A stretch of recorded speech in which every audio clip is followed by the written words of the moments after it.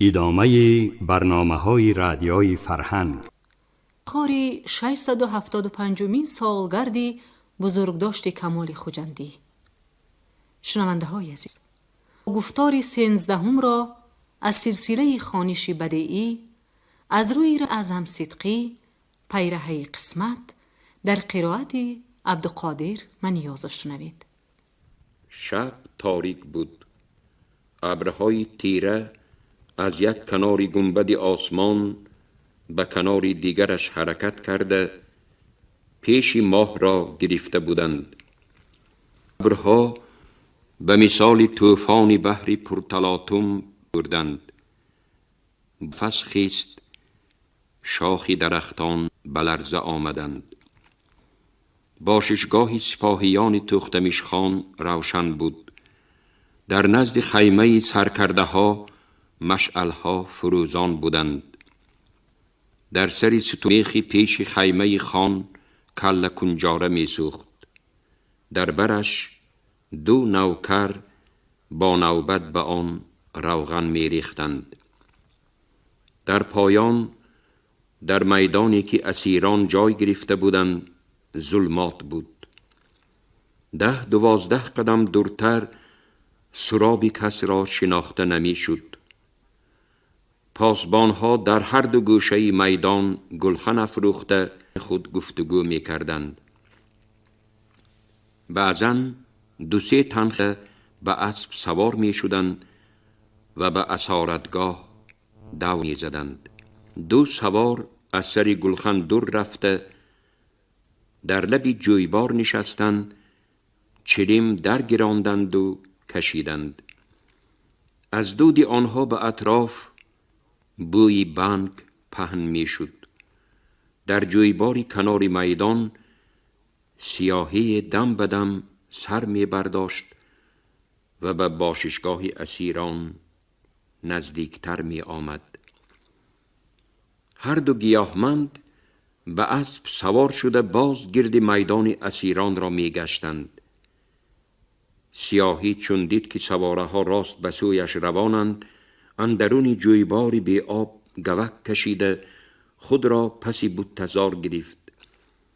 گرد و غباری بوته به دماغش زده بود که او عطسه زد.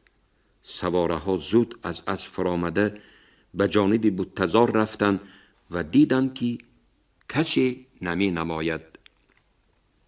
ای قایل کردی، گفت یکی، خودت عطسه دادی باز کسی دیگر را می کابی. چی؟ خودت عطسه دادی، عطسه خود را از عطسه تو فرق کرده نمی توانم مگر؟ بحث گیاهمندان طول کشید. سیاهی در پس درختی بید پناه شد. چون پاسبانها به اسب سوار شده رفتند به میدان برآمد. گاه نیمخیز و گاه راست شده به اسیران نزدیک می شد. نهایت به سر بستری اسیری رسید که در کنار خواب بود. سیاهی او را نخته کرد. اسیر با ترس و هراس چشم گشاده آهنگ خیستن کرد. سیاهی او را پخش کرده خیستن نماند و گفت که آرام باشد وگرنه هر 2 هلاک می شوند. اسیر که مرد سالخورده تنومند سیردیش بود خوابش پریده زود سرفهم رفت که این جوان مرد شخصی بیغرض است و برای پرسجو آمده است. کرا می کابی؟ خواجه کمال در کجا؟ مرد اسیر نام شاعر را شنید و سر به بالین نهاد. شیخ محمد را به دست راست پخش کرده خواباند. او از اینجا دور سر برداشته رفته نمی شود. جای خواب خواجه روشن، پاسبانها دایم در گردش می گردند. برادر تو یک نیکی بکن، اگر توانی پیش خواجه خزیده برو. اگر به دست افتی با که نی تو را آدمی خودی می دانند. اگر گشته آیی من می روم. به خواجه چی گویم؟ بگو که شیخ محمد آمده است. مرد خزیده به جانب بستر کمال رفت. بعد چند فرصت 2 نفر گوککشان به طرف محمد می آمدند که یکی از آنها کمال بود. آنها به جایشان نرسیده در اطراف میدان عکاس سگان بلند شد. پاسبانهای سواره به 4 طرف تاختند. به گلخنی کنار میدان هیزم انداخته علنگه اش را بلند کردند. محمد گوک کشیده تا نیمه راه رفت و به استادش چسبیده درون گیریست. خواجه کمال دید که شاگردش آرام نمی شود. قریب است فغان کشد. به جای حال پرسی و تسلادهی گفت: اینجا منزلی سیر و سیاحت شبانه نی. به دست افتادنی من کم بود که شما هم گرفتاری اسارت شدنی هستید. زودتر از اینجا بروید. شما را تنها نمی گذارم. اگر با من به مصیبت خانه روید خود را تنها حس می کنم. شما اینجا همچون دیده امید من می مانید. هر خط و خبر که از خوجند و از سمرقند آید علاجش را یافته به من رسانید. به خوجند از خصوص اسیر افتادن من خبر نفرستید. خدا یارتان باد. زودتر روید. صبح دمد به دست می افتید. محمد به زمین چسبیده می خزید. سواره ها مشعل به دست در گرد و پیش گریزه را جستجو می کردند. پس هر یک درخت و بوته را روشن کرده می دیدند. شیخ در چقوری پناه برد. تکودوی گریزه کابی قریب 2 ساعت دوام کرد. نهایت سواره ها خسته شده آرام گرفتند. در دیه عکاس سگان خاموش شد. خواجه کمال با مرد هم تقدیر دیرگاه به سوی جویبار چشم دوخته در اضطراب بودند که محمد سر به سلامت می برد یا نه. محمد خاطر جمع شده از چقوری بیرون آمد. باز گوک کشیده پیش رفت. به جویبار رسید. نشسته قامتش را راست کرد و نیمخیز شده راهی گریز را پیش گرفت. خان در خیمه با زوجه اش هوسگل در بستری براحت محاکمه می راند. تو گفتی که شاعر خواجه کمال از همه غنیمت‌های من گرانبهاتر است. بگو که قدرت او در چیست؟ برای تصدیق گفتم می خواهم حکایت نقل بکنم. شاهی بود در توانگری شهرتمند، در محاربه ظفرمند. آوازه شکست ناپذیری لشکری جرارش در 7 اقلیم پهن شده بود. پادشاه حبشستان به او رشک می برد و لشکر جمع می کرد. روزی رسید که لشکرش از لشکر شاه آوازدار 2 چندان افزود. پادشاه حبشستان به ملک شاه شکست ناپذیر لشکر کشید ولی شکست خورد. بار دوم با لشکری 3 چندان زیاد به میدان برآمد و این بار هم مغلوب شد. 4مین دفعه با سپاهی 6 کرد زیاد رفت و این دفعه نیز تار و مار گشت. ارباب دولت علمای و فضلا را جمع آورده گفت: من خود در میدان بودم و می دیدم که سپاهیان ما جنگیان خوبند، مردانه می جنگند، از دشمن ترس و بیمی ندارند. با این همه باز دچار ضربه شدیم. به من بفهمانید که سبب چیست؟ وزیران دربار از روی فهمش خود دلیل‌های زیاد آوردند. وزیر پیری که وقتهای آخر به سخنش کسی اعتبار نمیداد بگفت: اگر باعث ملال خاطر شاهم نگردد میخواهم عقیده خیش ابراز دارم. شاه گفت: بفرما. شاهم: در وصف کارنمایی‌های شما چند کتاب انشا کرده اند؟ یگان کتاب نیست. از باب توانایی حضرت همایونی و لشکری جرارتان در بین خلق چند روایت پهن شده است. در این بابت هم در بساط چیزی نداریم. این همه به جنگ و به شکست ما چه خیل دخل دارد؟ پرسید وزیر اعظم. شهرت و توانایی رقیب شما گوش رس گشته است. این خدمت کیست؟ خدمت شاعر و جنگنامه نگاران و واقعه نگاران.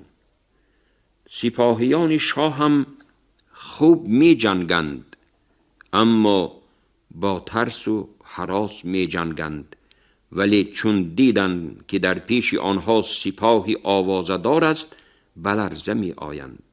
روزی غلبه به دست می آرید که شاعر یا جنگنامه نویس شما را شهرتمند گرداند و حالان که این هر دو در شما نیست. آیا خواجه کمال می تواند مرا شهرتمند بسازد؟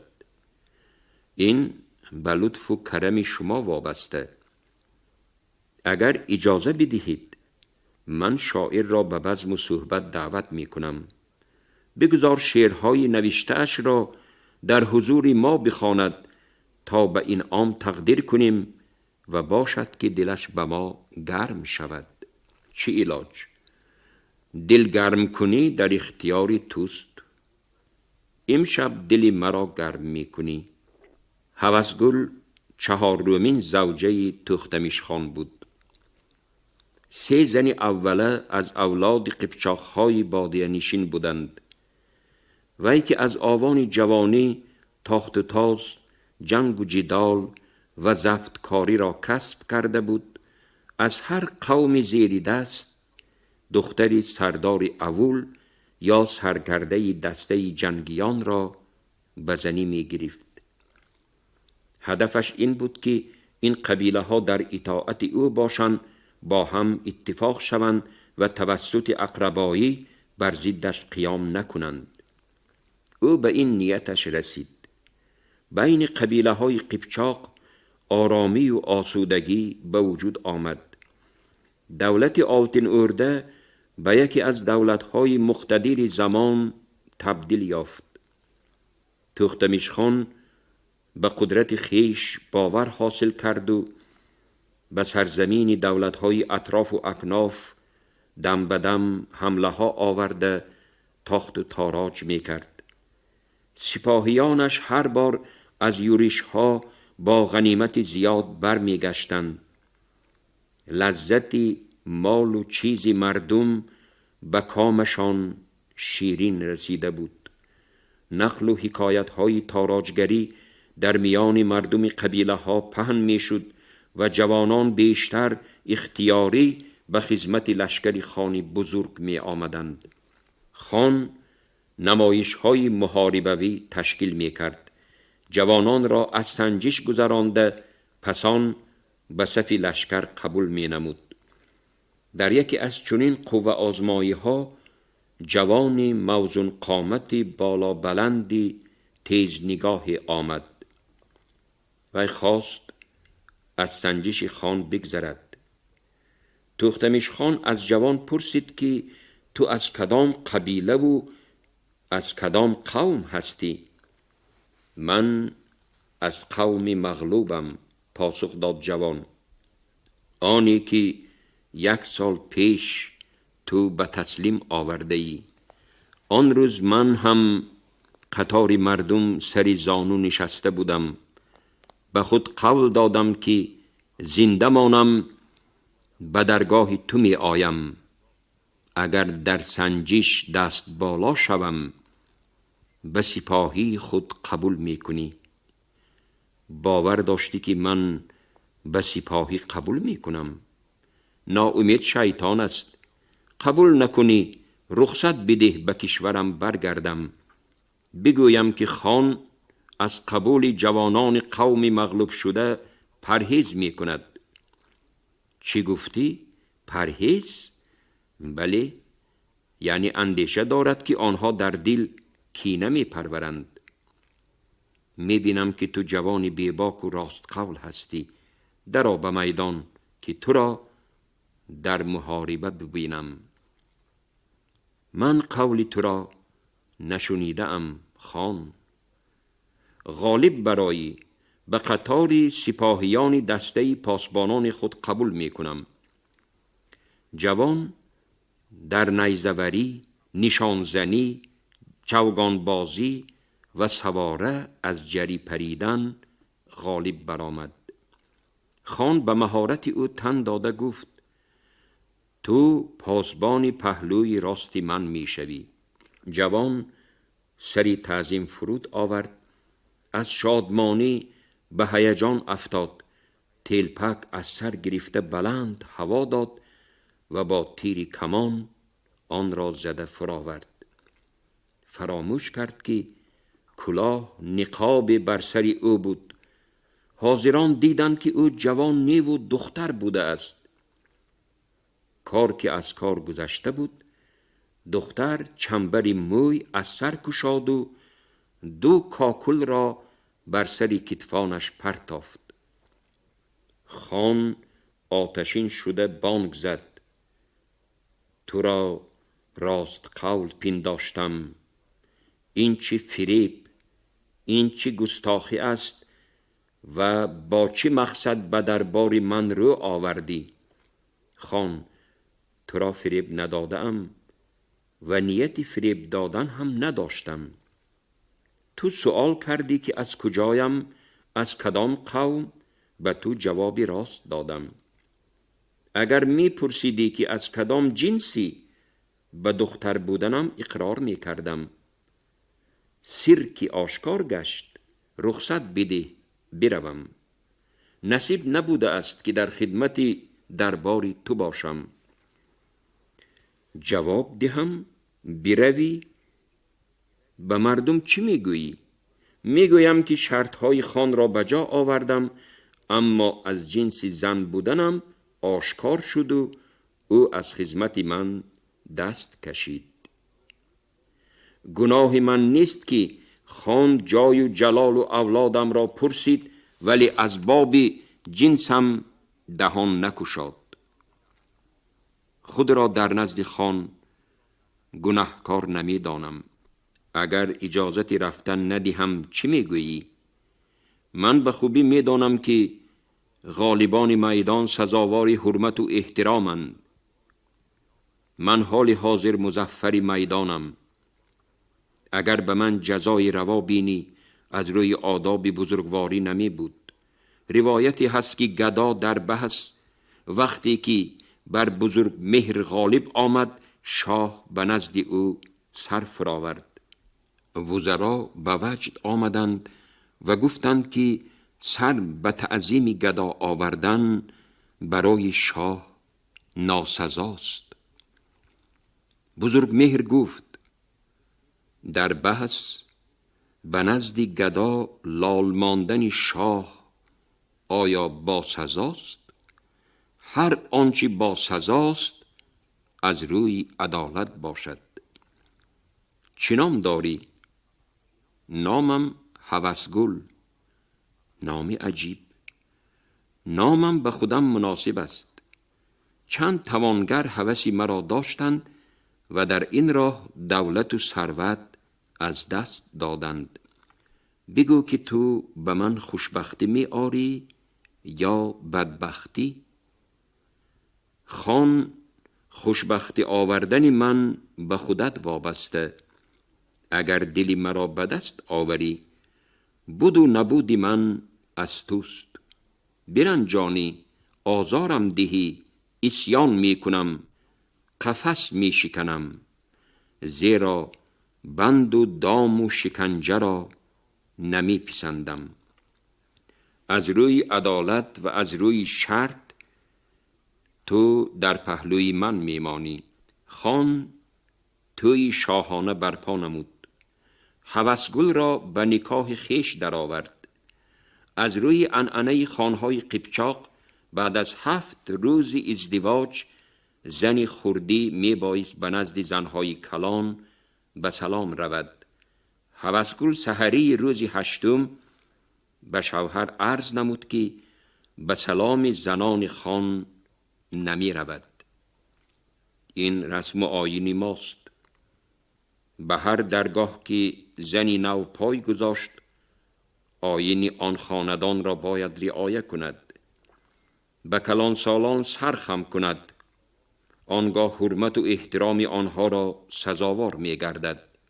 گفت خان: من 100 بار راضی هستم که از خرد تا به کلان را حرمت و اعزاز کنم. گفت زوجه به شوهرش: اما سر خم کرده نمی توانم. تختمیش خان بسیار کوشید رسم و رسوم خاصی دربار را بفهماند، ولی هوسگل قبول کردن نخواست. در هر جایی که بودم و زندگانی کرده ام، اگر به خاندان مهمان آید، همه به زیارت او می رفتند، خواه شخص خرد باشد خواه بزرگ، فرقی ندارد. در عین زمان من نو آمده ام، بگذار زنهای تو به زیارت من بیایند. آنها رسم و آیین را ویران کردن نخواهند، بعد چی می شود؟ در آن صورت یا من یا آنها از این درگاه برآمده می رویم. تختمیش سرسخت شد. حل این مشکلات را از مشاوران دربار پرسید. کسی نمی دانست به خان چی جواب دهد. پیرزن فالکوشا از این مشکلات خان واقف گشت و به دربار شتافت. از خان پرسید که کدامی از زنان او با فضیلت و با تدبیر و مشکل کشا می باشد.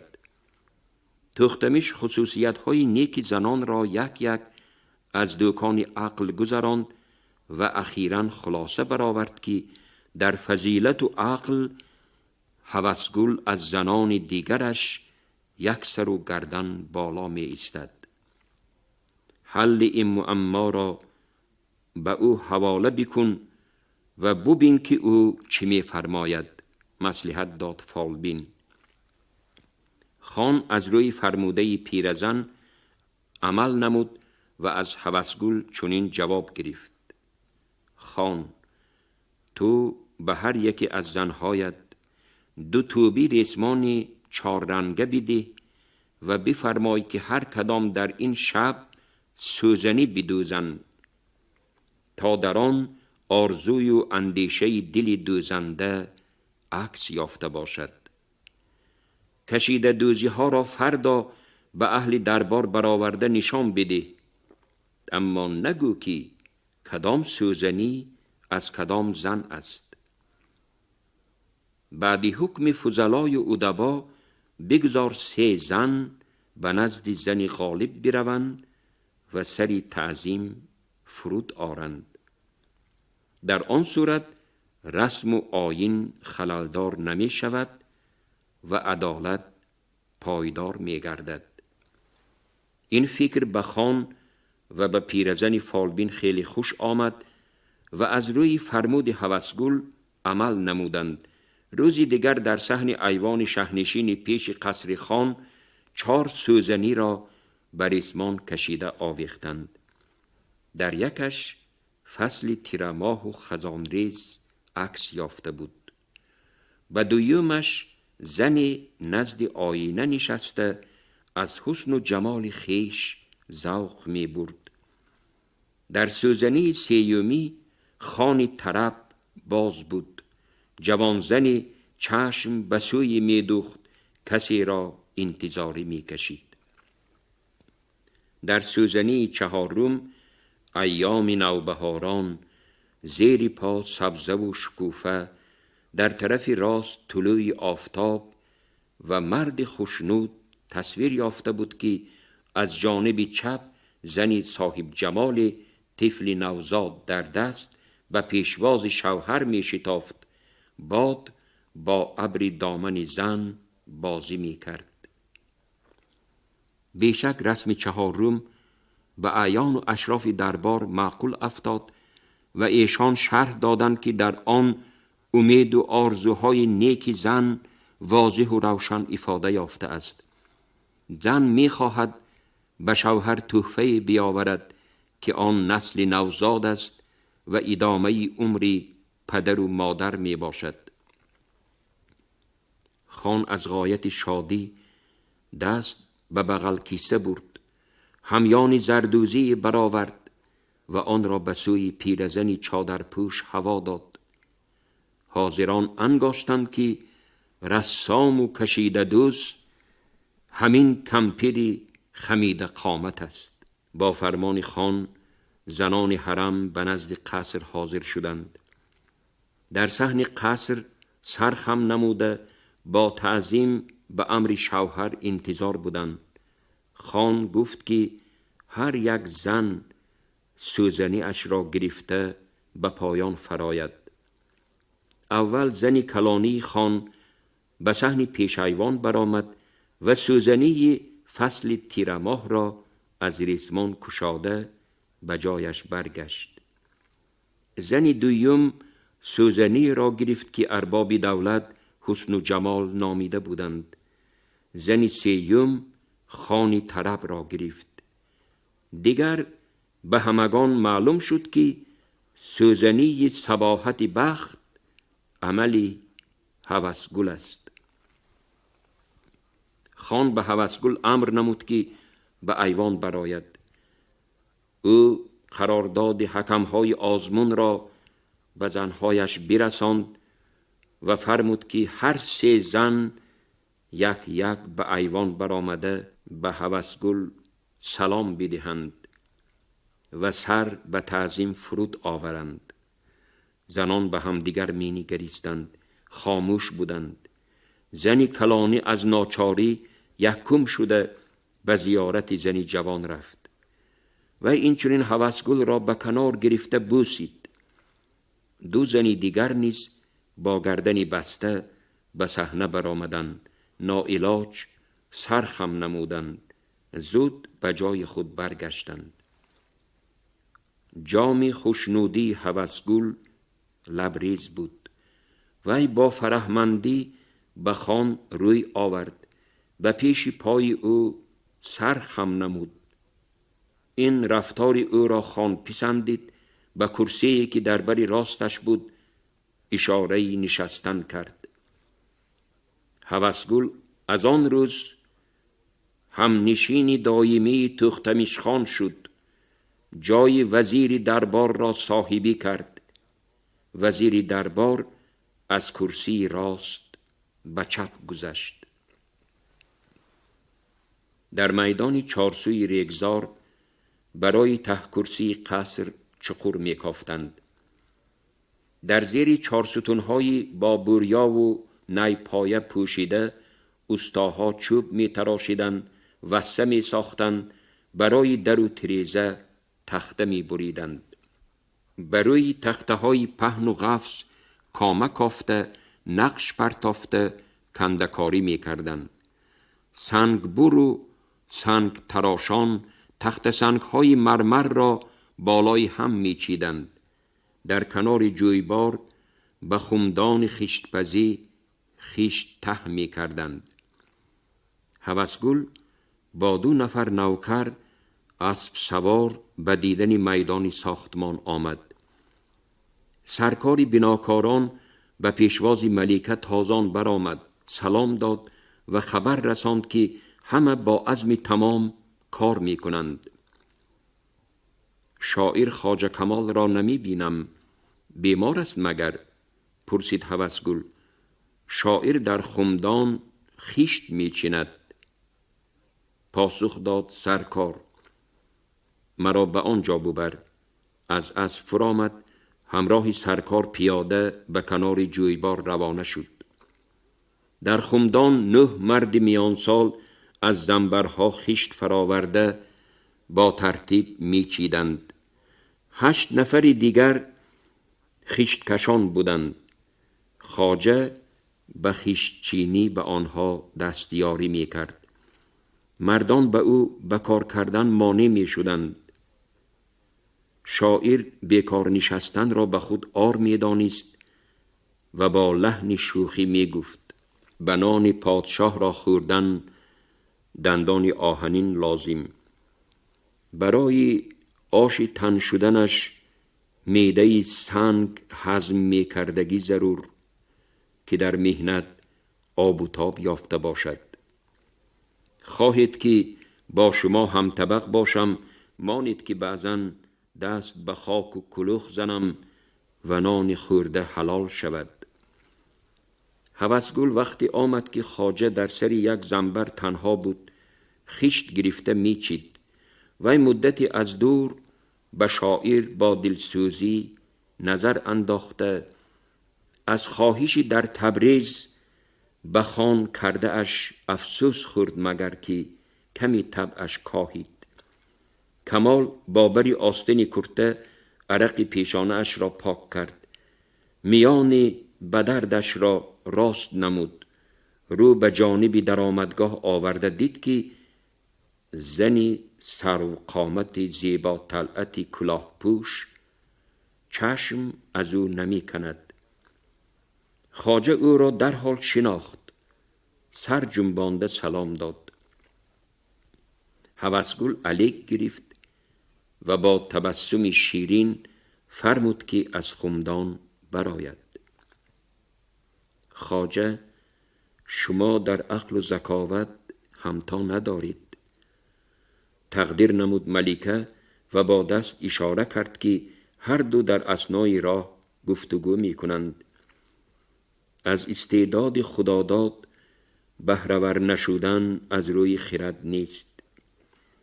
در مدتی بنیاد شدن یک کوشک در کتابخانه نشستید، نخواد رغبتی پیدا نکردید که شعر نوشته به خان تقدیم نمایید.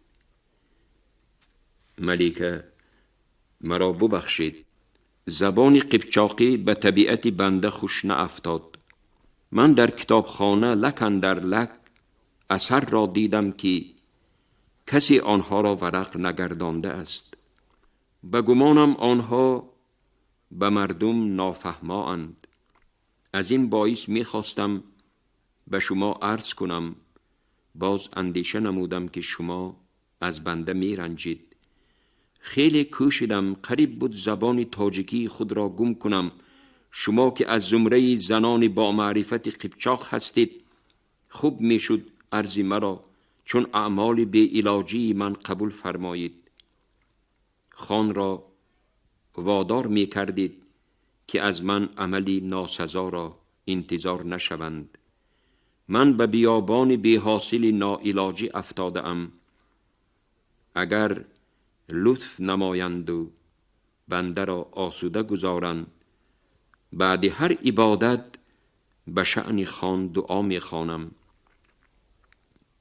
مرا اندیشه شما معقول شد که زبان خیش را گم کردن نمی خواهید. در این بابت ما و شما هم رأی هستیم. هوسگل آهی به درد کشید و با چشمی خریداری به شاعر نگریست. وی مایل بود که خیشتن را به آغوش کمال اندازد. تنش لرزید، به خود آمد، سخنش را ادامه داد.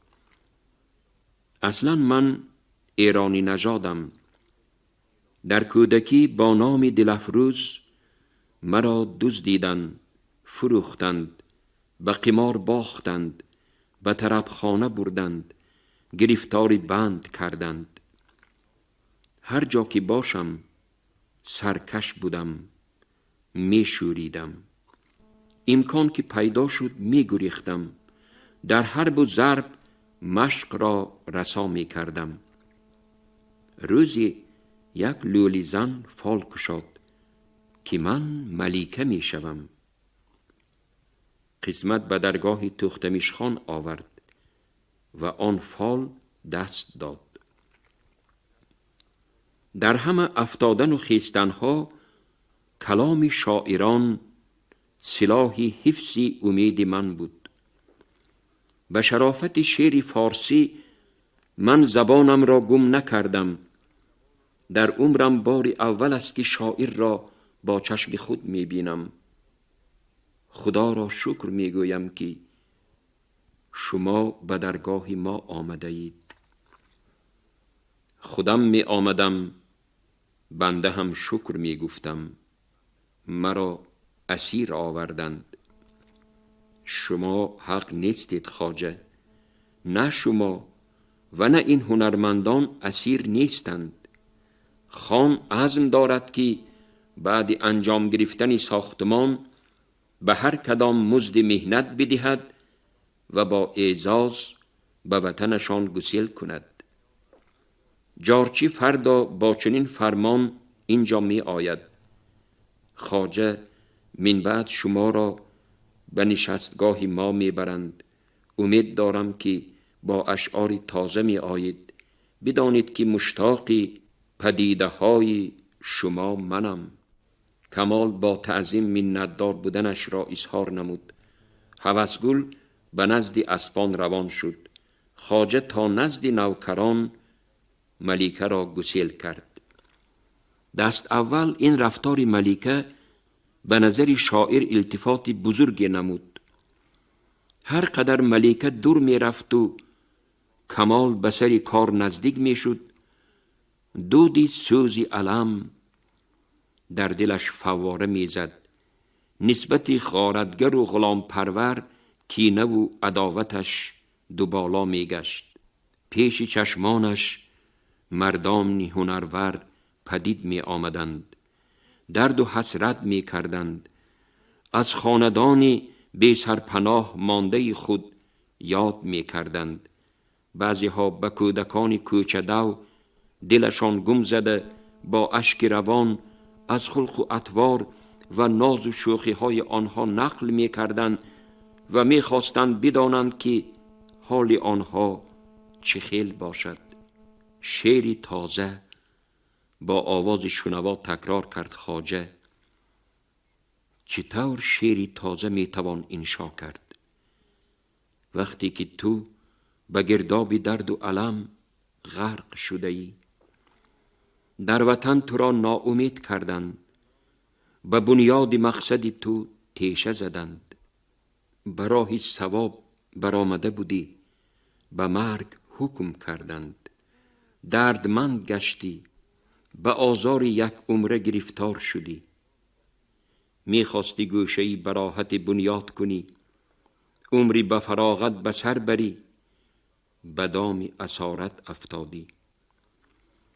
میخواهند که من به زبان قیپچاقی شعر گویم، با زبان قومی که مرا به اسارت گرفتار کرده است شعر آفریده نمیتوانم. شما خوب ببینید که زبان قیپچاقی زبان ترکی نیست. با زبان ترکی داستان و قصه ها آفریده اند، رساله ها نوشته اند. اما در زبان شما چی؟ امر و فرمان خان را می نویسند و بس.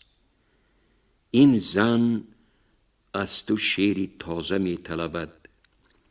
آن به که مرا چون درخت پوسیده ریشه‌کن کنید، نهال نو پرورید که ثمری تازه بدهد. کمال غرق محاکمه‌رانی بود که شخصی به سر کتفش دست نهاد. از ملاقات با ملیکه 3 روز گذشت. قاصد آمده طلب کرد که شاعر شعری نوشته اش را بدهد.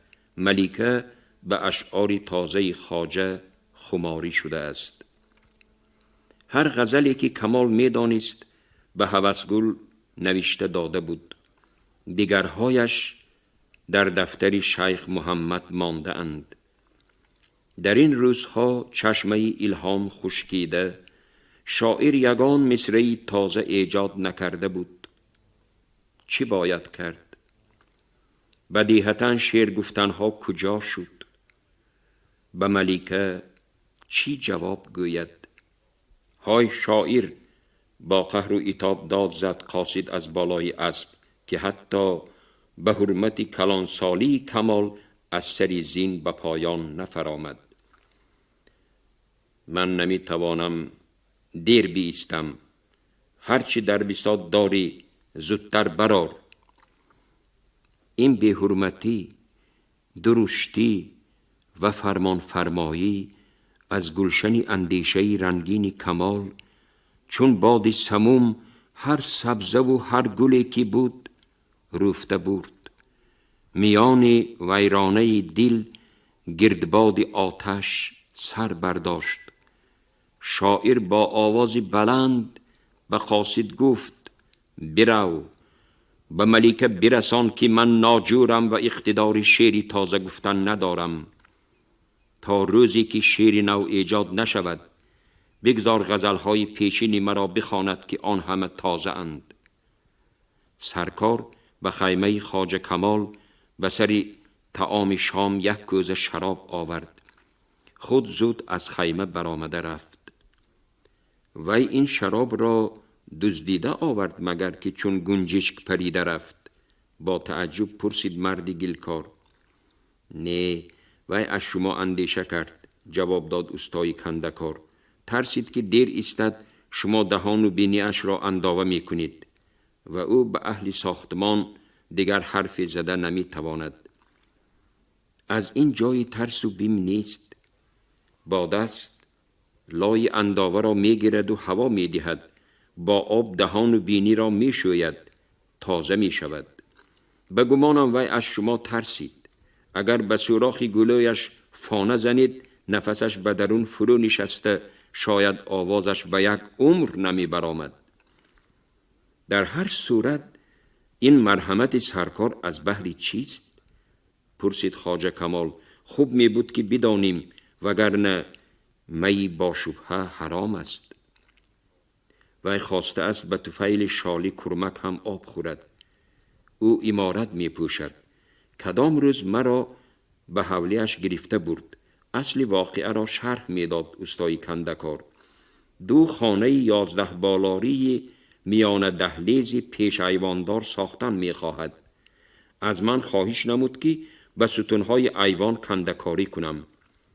من در بین کار قصر 2 ستون او را از دست برآوردم که گرفته برد. به همین مناسبت به ما از نوع خمیر فطیر آورده است. فطیرش اینقدر باشد خمیرش 4-5 شکمبه اشتر بودگیست. گفت گلکار. از خرس موی، از خلا بوی، از سرکاری ساختمان هر چی رویت شکر گویید. عرض نمود استاد دیوارزن. عشرت خوب است اما این شراب به ما نوشی جان نمی شود. زیرا ما می نوشیم یاران دیگر خیمه زانو به بغل گرفته از غم و حسرت خونی جگر می خورند. آهی به درد کشید خواجه کمال. چی کنم خواجه؟ برآورده ریزم؟ با علم پرسید استای کندکار. چرا می ریزید؟ این هم رزق است. رزق را کس پیش پا نمی زند. اگر این سپاهیان ناآدم و بیدین سد راه ما نمی شدند با دوستان شراب را با هم می دیدیم. نصیبشان نبوده است. بریزید فرمود شاعر. شما گفتاری 13 را از روی رمن اعظم صدقی پیرهه قسمت شنیدید که به 675مین سالگرد بزرگداشت کمال خجندی بخشیده شده است. عبدالقادر منیازف قرائت کرد. انجام گفتاری ادبی از سلسله خوانش بدیعی.